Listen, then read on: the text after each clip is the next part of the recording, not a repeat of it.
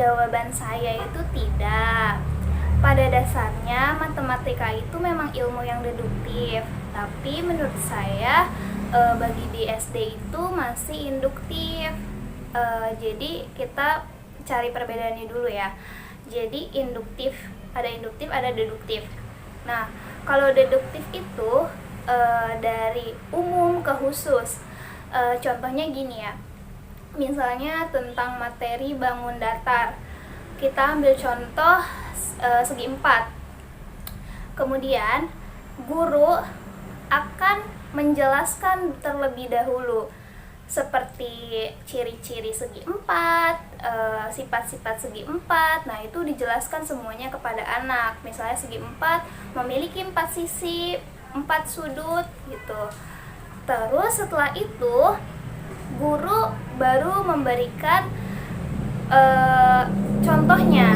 Misalnya kita kasih gambar di papan tulis, misalnya contoh segi 4, segi 3, persegi panjang, belah ketupat, dan yang lainnya.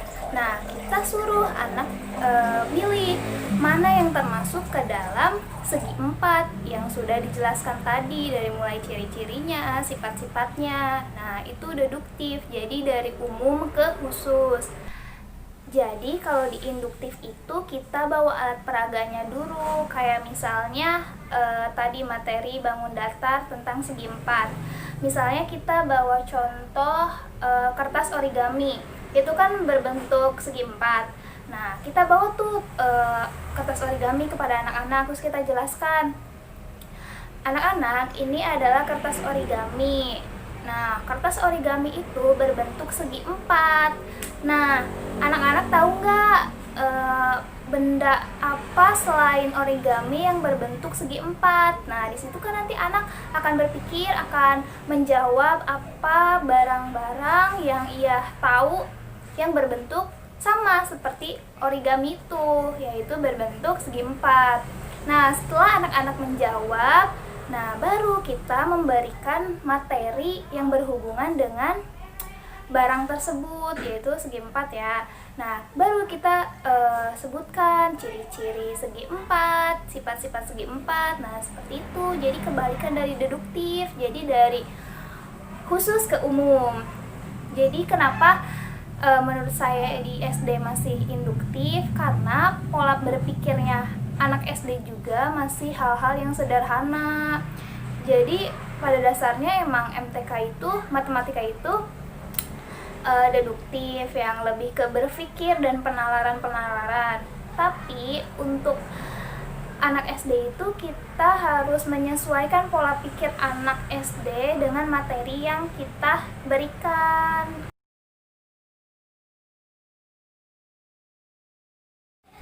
Nah, di sini saya akan menjelaskan perbedaan tentang contextual teaching and learning dan realistic mathematics education. Perbedaan yang pertama yaitu untuk CTL itu ilmu yang deduktif, jadi dari umum ke khusus. Jadi pendekatan pembelajarannya itu menekankan kepada proses keterlibatan siswa untuk menemukan materi yang dipelajari dan menghubungkannya dengan kehidupan nyata. Sedangkan pada realistik itu ilmu yang induktif, jadi dari khusus ke umum.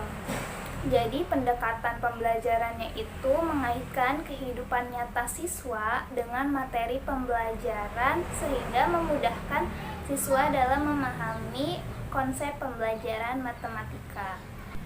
Nah, perbedaan yang kedua yaitu pada CTL penemuan masalah didasarkan pada pertanyaan guru terhadap siswa. Sedangkan pada realistik penemuan masalah didasarkan oleh penemuan siswa itu sendiri. Perbedaan yang ketiga yaitu pada CTL interaksi yang terjadi adalah antara siswa dengan siswa dan siswa dengan guru. Sedangkan pada realistik interaksi terjadi antara siswa dengan siswa, siswa dengan guru, dan siswa dengan lingkungan. Nah, perbedaan yang keempat yaitu pada CTL dapat diterapkan pada semua mata pelajaran seperti MTK, IPA, IPS, dan lain-lain.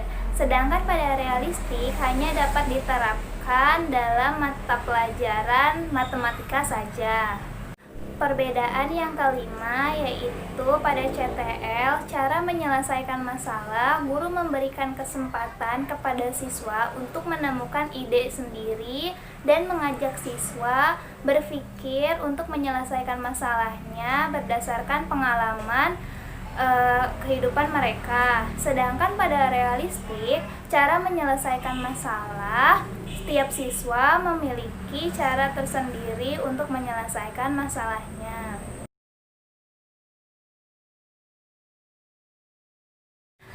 Nah, di sini saya akan menjawab keunggulan-keunggulan dari CTL dan realistik. Yang pertama, keunggulan dari CTL yaitu pembelajaran lebih menyenangkan dan tidak membosankan.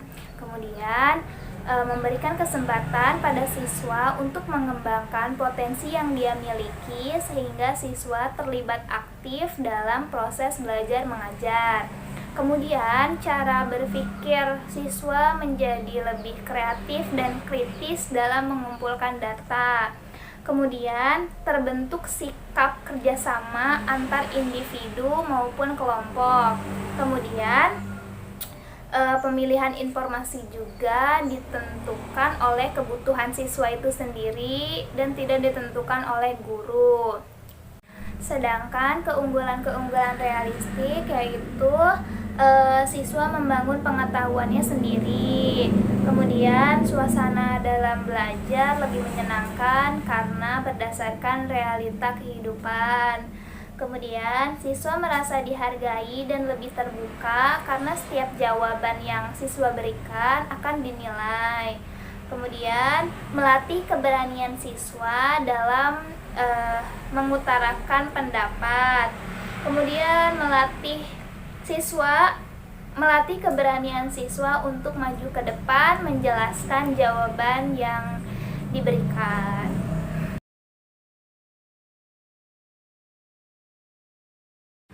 Nah, di sini saya akan mengembangkan model pembelajaran kontekstual teaching and learning atau CTL dengan materinya itu tentang satuan waktu.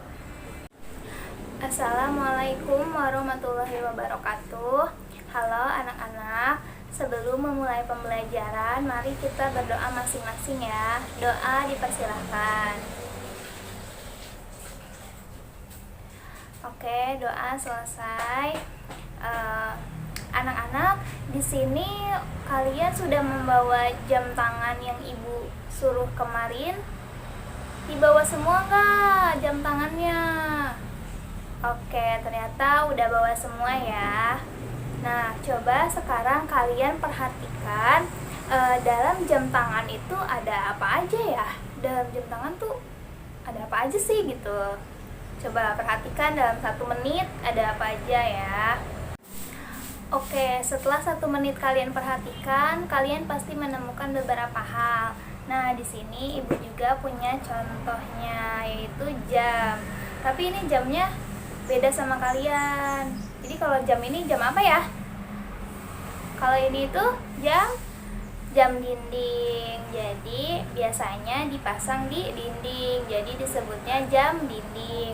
Kalau yang kalian bawa itu jam tangan karena yang jamnya itu dipasang di tangan kalian. Nah, sekarang kita perhatikan ya yang ada di dalam jam.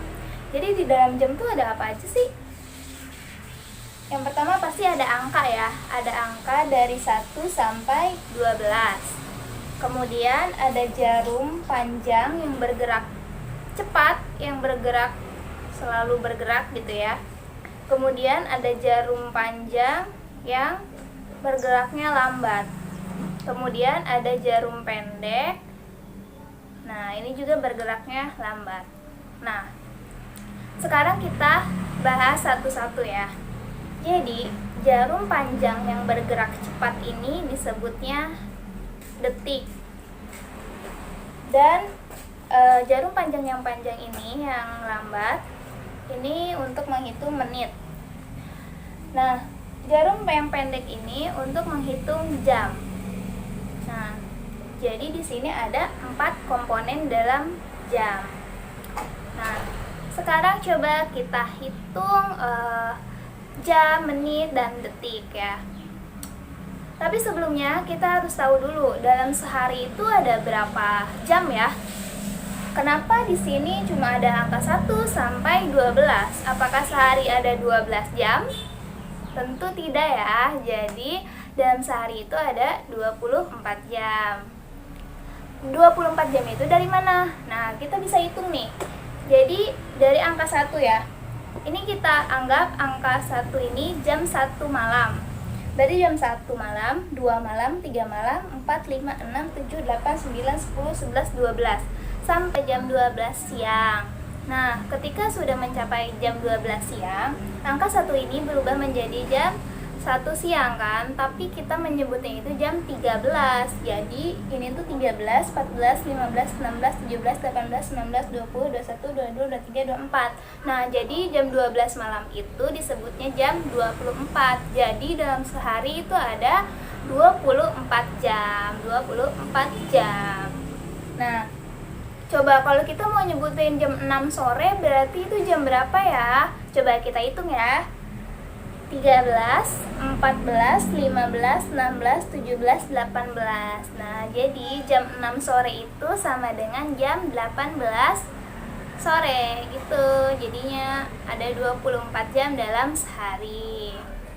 Nah, coba sekarang kalian udah paham kan untuk masalah waktunya. Nah, sekarang kita bahas ke detik, menit, dan jamnya lagi ya. Sekarang kita melihat pergerakan detiknya dulu ya. Untuk detik, kita misalnya detiknya itu ada di angka 12. Ketika dia berputar, satu putaran sampai ke angka 12 lagi, itu disebut 1 menit. Dan dalam satu putaran tadi dia berputar, itu dia bergerak selama 60 detik.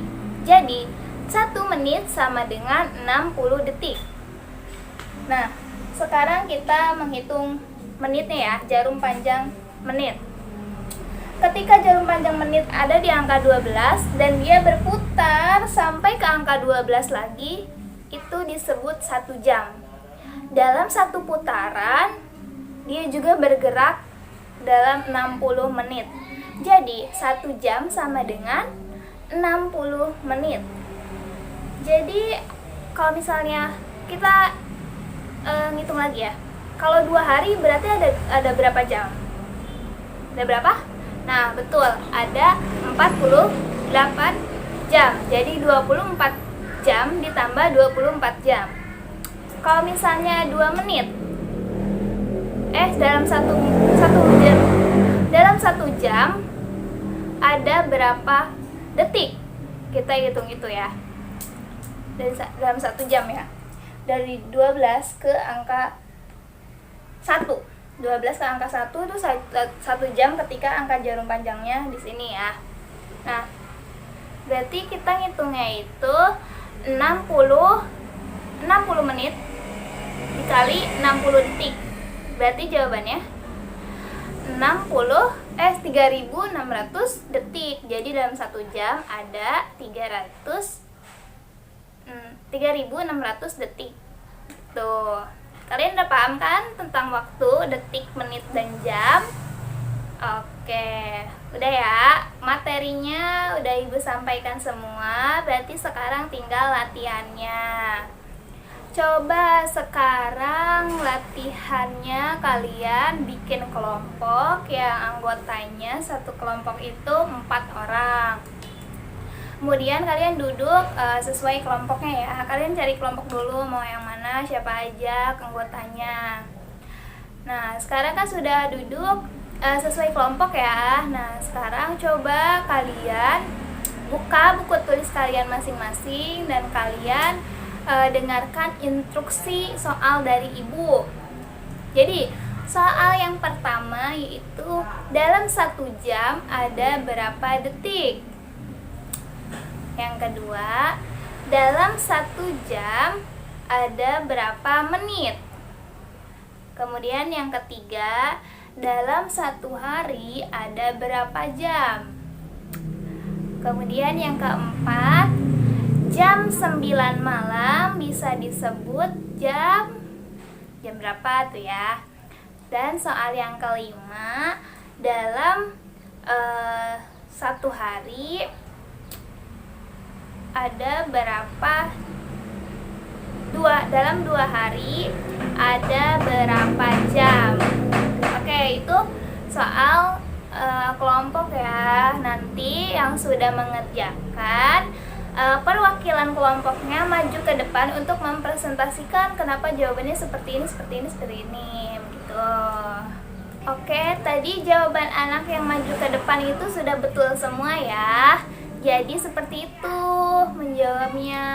Gampang kan ya? Nah, untuk PR kalian di rumah, Ibu memberikan tugas kalian membuat cerita yang kalian alami setiap hari ya. Dari bangun tidur kalian tulis jam berapa kalian bangun, kemudian kalian sarapan di rumah sebelum berangkat sekolah jam berapa, kalian berangkat ke sekolah itu jam berapa, kalian tulis kegiatan kalian sehari-hari dan besok dikumpulkan. Oke?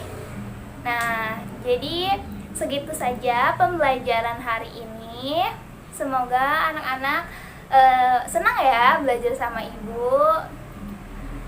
Sebelum mengakhiri pembelajaran kali ini, alangkah baiknya kita berdoa masing-masing. Berdoa dimulai. Oke, doa selesai. Wassalamualaikum warahmatullahi wabarakatuh.